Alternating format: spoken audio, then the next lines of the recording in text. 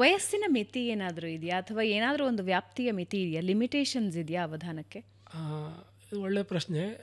ಗಣೇಶ್ ಅವರು ಹೇಳೋದು ಏನಂದರೆ, ಗಣೇಶ್ ಅವರಷ್ಟೇ ಅಲ್ಲ, ತುಂಬ ಜನ ಹಿರಿಯ ಅವಧಾನಿಗಳ ಕತೆ, ನಮ್ಮ ಕನ್ನಡದ ಅವಧಾನ ಪರಂಪರೆ ಬಗ್ಗೆ ಒಂದೆರಡು ಮಾತು ಹೇಳ್ತೀನಿ ಬೇಕಾದ್ರೆ. ಅಂದರೆ ಅದರಲ್ಲಿ ಇನ್ನೊಂದು ಸ್ವಲ್ಪ ಸ್ವಾರಸ್ಯ ಗೊತ್ತಾಗುತ್ತೆ. ಯಾಕೆಂದರೆ ಕನ್ನಡದಲ್ಲಿ ಅವನು ಸುಮಾರು 11-12ನೇ ಶತಮಾನದಲ್ಲಿ ಅವಧಾನಿಗಳು ಇದ್ದದ್ದು ಗೊತ್ತಾಗುತ್ತೆ ನಮಗೆ.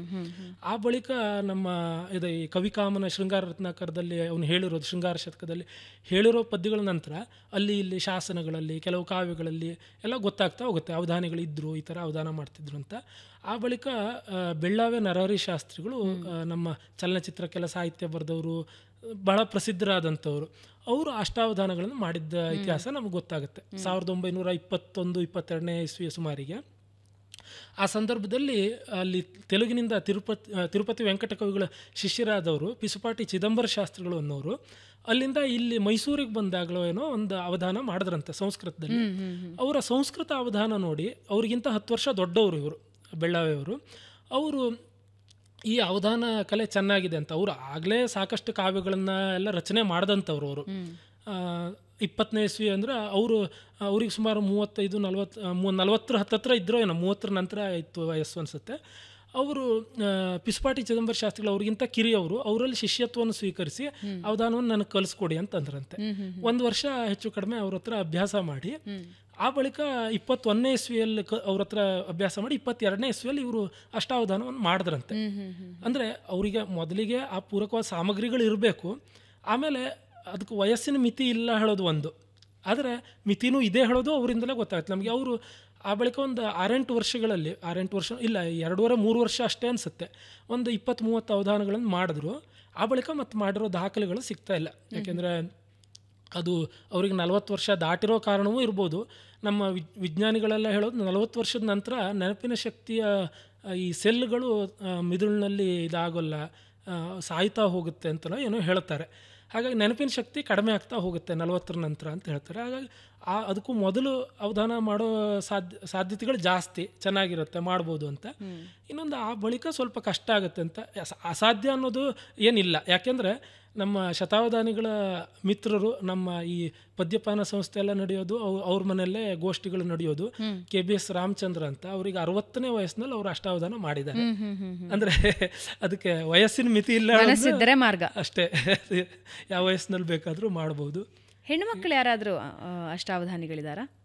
ಕನ್ನಡದ ಇತಿಹಾಸ ನೋಡಿದ್ರೆ ಕಂತಿ ಅಂತ ಒಬ್ಳು ಕವಯಿತ್ರಿ ಇದ್ಲು. ಅವಳೇ ಮೊದಲ ಕನ್ನಡದ ಆಶು ಕವಯಿತ್ರಿಯ ಅಷ್ಟಾವಧಾನಕ್ಕೆ ಮೂಲ ಮಾತೃಕೆಯನ್ನು ಮಾಡಿದವಳು ಅಂತ ಗೊತ್ತಾಗುತ್ತೆ. ಯಾಕೆಂದರೆ ಅಲ್ಲಿ ಕಂತಿ, ಹಂಪ ಅಂತ ಇಬ್ಬರು ಕವಿಗಳು. ಹಂಪ ಅಂದರೆ ನಾಗಚಂದ್ರ ಅಂತ ಹೇಳ್ತಾರೆ. ದ್ವಾರ ಸಮುದ್ರದಲ್ಲಿ ಇದ್ದ ಸಂದರ್ಭ 11ನೇ ಶತಮಾನ, 1045 ಈ ಥರದ್ದು ಇಸ್ವಿ. ಆ ಟೈಮಲ್ಲಿ ಅವಳು ಇದ್ದವಳು. ಅದು ಕಥೆಗಳೆಲ್ಲ ಆಮೇಲೆ ಕಟ್ಟಿರೋದಿರುತ್ತೆ, ಆದರೆ ಅವಳು ಕವಿತೆ ರಚನೆ ಮಾಡ್ತಿದ್ಲು ಅಂತ ಗೊತ್ತಾಗುತ್ತೆ. ಅದು ಜ್ಯೋತಿಷ್ಮತಿ ತೈಲ ಅಂತ ಯಾರೋ ಒಬ್ಬರು ಆಚಾರ್ಯರು ತಮ್ಮ ಶಿಷ್ಯರಿಗೆ ಬುದ್ಧಿ ಚುರುಕಾಗೋದಕ್ಕೆ ಅಂತ ಮಾಡಿಟ್ಟಿದ್ರಂತೆ. ಇವಳು ಹೋಗಿ ಬಾಯಾರಿಕೆಯಿಂದ ಕುಡಿದ್ಬಿಟ್ಟು ಅದನ್ನು, ಇವಳಿಗೆ ಪದ್ಯ ಎಲ್ಲ ಹೇಳೋ ಶಕ್ತಿ ಬಂದ್ಬಿಡ್ತು ಅಂತ ಕಥೆಗಳ ಸೃಷ್ಟಿಯಾಗಿರೋದು. ಆಮೇಲೆ ಅದು ಆ ಥರ ಏನಿಲ್ಲ. ಅವಳಿಗೆ ಆಮೇಲೆ ಅವಳು ಪಾಂಡಿತ್ಯ ಪಡ್ಕೊಂಡ್ಲೊಳಗೆ ಗೊತ್ತಾದಾಗ ಈ ಹಂಪ ಅನ್ನೋ ಕವಿ ಅವಳಿಗೆ 1000 ಪ್ರಶ್ನೆಗಳನ್ನು ಕೇಳಿ ಅವಳು 1000 ಉತ್ತರಗಳನ್ನು ಕೊಟ್ಟಳು. ಸಹಸ್ರಾವಧಾನದ ಥರ, ಅಂದರೆ ಸತತವಾಗಿ ಪ್ರಶ್ನೆ ಕೇಳಿದ ಉತ್ತರ ಕೊಟ್ಟಳು ಅಂತ. ಅವಳು ಮೊದಲು ಸಿಗೋ ದಾಖಲೆ ಅವರದ್ದು ಕನ್ನಡದಲ್ಲಿ. ಆ ಬಳಿಕ ತುಂಬ ಜನ ಆಗಿದ್ದರು.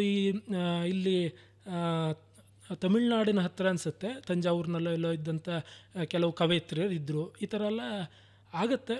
ಕನ್ನಡದಲ್ಲೂ ಕೂಡ ಇತ್ತೀಚೆಗೆ ಕೆಲವು ವರ್ಷಗಳ ಹಿಂದೆ, ಈಗ ಒಂದು 10 ವರ್ಷದ ಹಿಂದೆ, ಒಬ್ಬಳು ಚಿಕ್ಕ ಹುಡುಗಿ ನಮ್ಮ ಶಿರಸಿ ಹತ್ತಿರದ ಪಂಚಲಿಂಗ ಅಂತ ಒಂದು ಊರು, ಅಲ್ಲಿ ಶಾಲೆಯಲ್ಲಿ ಅವಳು ಗಣೇಶ್ ಅವರ ಶತಾವಧಾನಗಳನ್ನೆಲ್ಲ ನೋಡಿಕೊಂಡು ಪದ್ಯ ರಚನೆ, ಅವರ ಟೀಚರ್ ತುಂಬ ಚೆನ್ನಾಗಿದ್ದರು. ಅವರು ಚೆನ್ನಾಗಿ ಕಲಿಸ್ಕೊಟ್ರು, ಎಲ್ರಿಗೂ ಛಂದಸ್ಸು ಇದನ್ನೆಲ್ಲ ಕಲಿಸ್ಕೊಟ್ಟು ಅವರು ಪದ್ಯ ರಚನೆಯನ್ನು ಹೇಳಿಕೊಟ್ಟು ಅವಳು ಅಷ್ಟಾವಧಾನವನ್ನು ಮಾಡಿದ್ರು. ಮಕ್ಕಳ ಎದುರಿಗೆ ಅವಳು ಅಂಕಿತಾ ಹೆಗಡೆ ಅಂತ, ಅವಳು ಎಷ್ಟು 7ನೇ ಕ್ಲಾಸಿಗೆ ಹೋಗೋ ವಿದ್ಯಾರ್ಥಿನಿ. ಅವಳು 8 ಜನ ಉಳಿದ ವಿದ್ಯಾರ್ಥಿಗಳು, ಪದ್ಯ ರಚನೆ ಮಾಡೋಕ್ಕೆ ಬರೋ ವಿದ್ಯಾರ್ಥಿಗಳು ಪ್ರಶ್ನೆ ಕೇಳಿ ಅವಳು ಉತ್ತರಗಳನ್ನು ಕೊಟ್ಟು ಬಾಲ ಅಷ್ಟಾವಧಾನ ಅಂತ ಅವರು ಮಾಡಿಸಿದ್ರು. ಅವ್ರ ಶಾಲೆಯಲ್ಲಿ ಕೆಲವು ವರ್ಷ ಮಾಡಿಸಿ ಎಲ್ಲ ಮಾಡಿದ್ರು. ಆಮೇಲೆ ಅವಳು ಬಹುಶಃ ಮುಂದೆ ವಿದ್ಯಾಭ್ಯಾಸ ಮಾಡ್ಕೊಂಡು ಈಗ ಬರಿತಾ ಇದ್ದಾಳೋ ಎಲ್ಲೋ ಗೊತ್ತಿಲ್ಲ, ನನಗೂ ಪರಿಚಯ ಇದೆ ಇದರಲ್ಲಿಲ್ಲ, ಕಾಂಟ್ಯಾಕ್ಟಲ್ಲಿಲ್ಲ. ಹೀಗೆ ಸಾಧ್ಯತೆ ಇದೆ, ಮುಂದೆ ಬರಬೇಕು. ಅದೇ ಜೀವನದ ಉಳಿದ ಒತ್ತಡಗಳ ಮಧ್ಯೆ ಇದಕ್ಕೆ ಸಮಯ ಮೀಸಲಿರಿಸ್ಕೊಂಡು ಬರುವಂಥ ಇದು ಬೇಕು ಅಷ್ಟೇ.